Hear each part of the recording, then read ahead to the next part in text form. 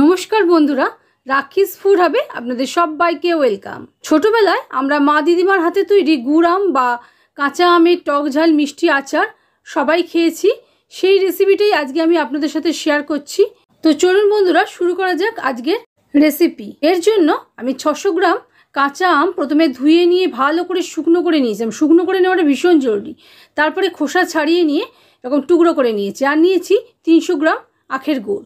একটা ভাজা মশলাও তৈরি করে নিতে হবে, সেই জন্য গ্যাসের জেলে নিয়ে তাতে সিম আছে, 3টে গোটা শুকনো লঙ্কা, 1 টেবিল চামচ গোটা ধনে, আর 1 টেবিল চামচ গোটা জিরে, আর 1 টেবিল চামচ পরিমাণ গোটা মৌরি দিয়ে ভালো করে সিম আছে একটু ভাজা ভাজা করে নিচ্ছি। এটা ভেজে নিয়ে রেখে দেবো। ঠান্ডা হলে হাফ ডাস্ট করে গ্রাইন্ড করে নিতে হবে। দেখুন ভাজা হয়ে গেছে, খুব সুন্দর গন্ধ বেরিয়ে গেছে। এবার এটা গ্রাইন্ডিং জারে নিয়ে নিচ্ছি। হাফ ডাস্ট করে বেটে নেব, একদম পুরো ডাস্ট করব না। কড়া গরম করে কড়াতে 4 টেবিল চামচ পরিমাণ সর্ষের তেল অ্যাড করে দিলাম। গোটা শুকনো লঙ্কা দিয়ে দিলাম 1 চামচ মতো, 5 ফোড়ন দিয়ে সিম আছে একটু নেড়ে নিয়ে আমগুলো অ্যাড করে দিচ্ছি। এই আমগুলো আমরা একটু ভালো করে ভেজে নেব। ভালো করে ভেজে নিলে আমগুলো গলে যাবে না, গোটা গোটা থাকবে, আবার সিদ্ধও হবে। আর আমগুলোতে কোনো জল যেন না থাকে সেই ব্যাপারটা পুরোপুরি খেয়াল করবেন। জল থাকলে কিন্তু আচার বেশি দিন সংরক্ষণ করতে পারবেন না, নষ্ট হয়ে যাবে। দেখুন ভাজা ভাজা করে নিচ্ছি, সমানেই নেড়ে চেড়ে উল্টে পাল্টে। ঢাকা দিয়ে আমি রেখে দেবো। তার আগে 1/4 চামচ এমনি রেগুলার যে নুন খাই সেই নুন, আর 1/4 চামচ মতো বিট লবণ অ্যাড করে দিলাম। মিডিয়াম হিটে একটু নেড়ে চেড়ে নিচ্ছি। নুন দেওয়ার ফলে আমগুলো গলে যাবে তাড়াতাড়ি। দেখুন ভাজাও হয়ে গেছে, কালার ধরে নিয়েছে। আর যে কোনো আচারে একটু তেল বেশি করে দিতে হয়, যেহেতু আমরা এটা সংরক্ষণ করব।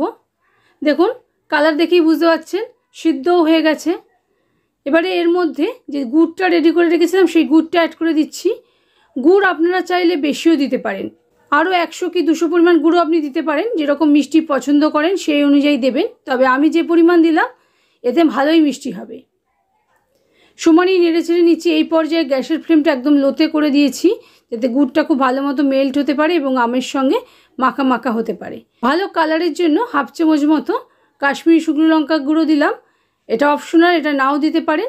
লঙ্কা আমরা গুঁড়ো করে নিয়েছি ভাজা মশলার সঙ্গে, সেই জন্য ঝাল আমাদের হয়েই যাবে। সমানই নেড়ে ছেড়ে নিচ্ছি। দেখুন একটুখানি ঘন চিট ভাব এলে আমরা গ্যাস অফ করতে হবে। তার আগে ঢাকা দিয়ে একটুক্ষণ রান্না করে নিয়েছি। দেখুন ঘন হয়ে গেছে অনেকটাই।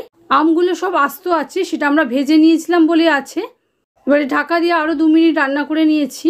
দেখুন রসটা একদম গাঢ় হয়ে গেছে, ঠান্ডা হলে আরও জমে যাবে। সেই জন্য এই পর্যায়ে যে ভাজা মশলাটা রেডি করে রেখেছিলাম সেইটা অ্যাড করে দিলাম। আমি এই আচারটা ফ্রিজে রাখবো, 2-3 দিনে বেশি কাটবে না, এই আচার শেষ হয়ে যাবে। সেই জন্য আমি কোনো কিছু দিলাম না প্রিজারভেটিভ। কিন্তু আপনারা চাইলে এই পর্যায়ে ভাজা মশলা দেওয়ার আগে 1 চামচ মতো ভিনিগার অ্যাড করে দিতে পারেন। সমানই নেড়ে চেড়ে নিচ্ছি। দেখুন একদম তৈরি হয়ে গেছে আম। দেখিয়ে দিচ্ছি, সব আমগুলো আস্ত আছে, কোনো আম গলে যায়নি, কিন্তু খুব সুন্দর মজেছে। ঢাকা দিয়ে 5 মিনিট স্ট্যান্ডিং টাইমে রেখে দিয়ে আমি সার্ভ করে নিচ্ছি। তৈরি হয়ে গেল আমাদের কাঁচা আমের টক ঝাল মিষ্টি আচার বা গুড় আম। আশা করি বন্ধুরা আজকের রেসিপিটা আপনাদের ভালো লেগেছে। যদি ভালো লাগে প্লিজ লাইক শেয়ার কমেন্ট করতে ভুলবেন না, এবং আপনজন ও প্রিয়জনদের সঙ্গে ভিডিওটা প্রচুর শেয়ার করবেন। আর চ্যানেলে যদি নতুন বন্ধু হয়ে থাকেন তাহলে চ্যানেলটা সাবস্ক্রাইব করে নেবার অনুরোধ রইল। ভালো থাকবেন, সুস্থ থাকবেন। দেখা হচ্ছে অন্য কোনো ভিডিওতে।